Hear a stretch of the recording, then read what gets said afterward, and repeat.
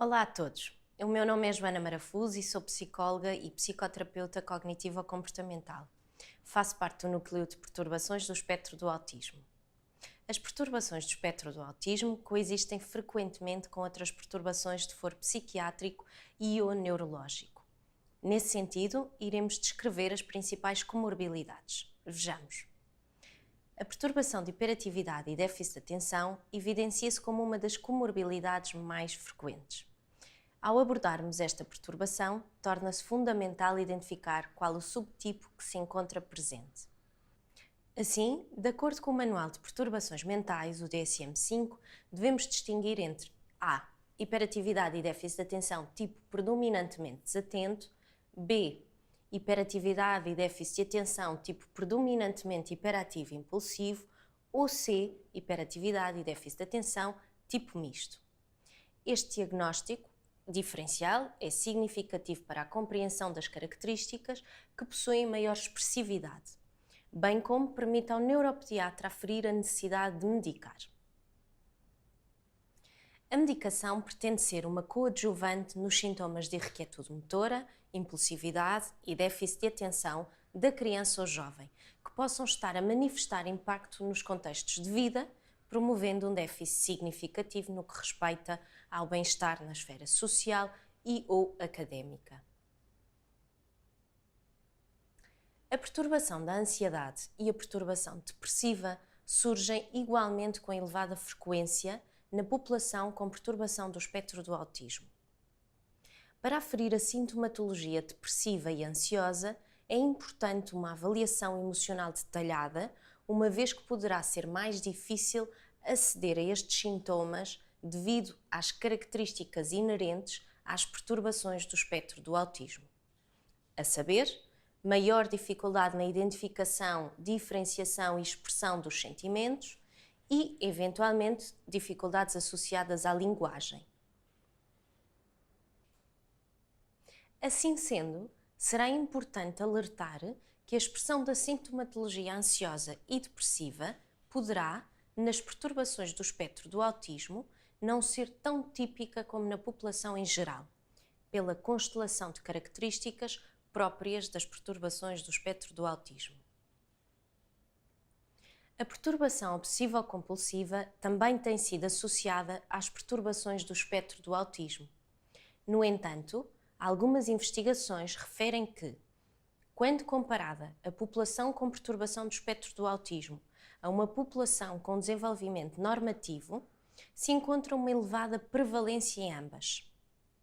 No entanto, mesmo com igual prevalência, é de total interesse o clínico estar sensível para esta comorbilidade, podendo avaliar se os critérios de diagnóstico da perturbação obsessivo-compulsiva se encontram associados a crianças ou jovens diagnosticados com uma perturbação do espectro do autismo. Os tiques são, por outro lado, comuns nas crianças e jovens com uma perturbação do espectro do autismo. Pensa-se, aliás, que, e de acordo com recentes investigações, 1 em cada 5 preenche os critérios de diagnóstico da síndrome de Guillain-Barré, onde se identifica a existência conjunta de ticos motores e ticos vocais. As epilepsias têm, por sua vez, surgido com uma frequência entre 20% a 30% em crianças ou jovens com uma perturbação do espectro do autismo. Considera-se, porém, mais comum nos casos em que se verifica um déficit cognitivo.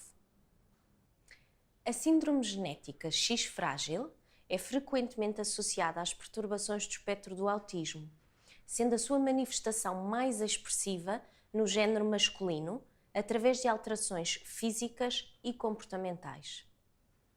A título de exemplo, iremos identificar apenas algumas das características: face alongada, testa alta e proeminente, orelhas proeminentes, cabeça grande, hiperatividade, impulsividade, déficit de atenção, estereotipias motoras, sensibilidade tátil e auditiva e, finalmente, contacto visual escasso.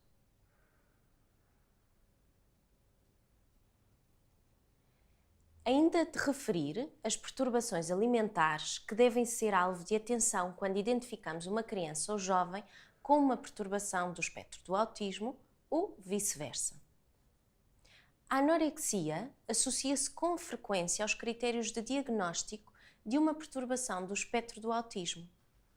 Desde cedo, as crianças com um quadro clínico de perturbação do espectro do autismo possuem uma dieta alimentar restritiva e seletiva face a certos alimentos, devido sobretudo à sensibilidade à textura, paladar e odor.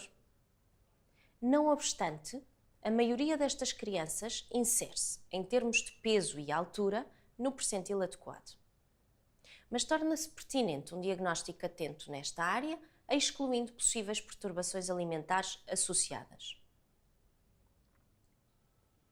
Por fim, descrevemos as perturbações do sono, que também têm uma ocorrência elevada na população com uma perturbação do espectro do autismo.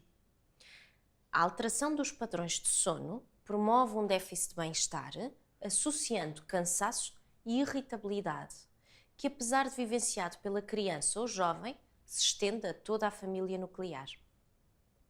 Cabe-nos sublinhar que as perturbações acima descritas, comórbidas com as perturbações do espectro do autismo, são também elas próprias promotoras de alterações de sono, como por exemplo as características inerentes à perturbação de hiperatividade e déficit de atenção, perturbação ansiosa e depressiva. Para concluir, cabe-nos referir que os técnicos que realizam o diagnóstico de uma perturbação do espectro do autismo deverão não só ser conhecedores das particularidades deste diagnóstico, mas, igualmente, serem capazes de uma análise mais lata, integrando os critérios diagnósticos das perturbações que com maior frequência prevalecem nesta população específica, beneficiando, por um lado, a conceptualização dos casos em acompanhamento e, por um outro lado, permitindo uma utilização de estratégias de intervenção mais ajustadas e eficazes.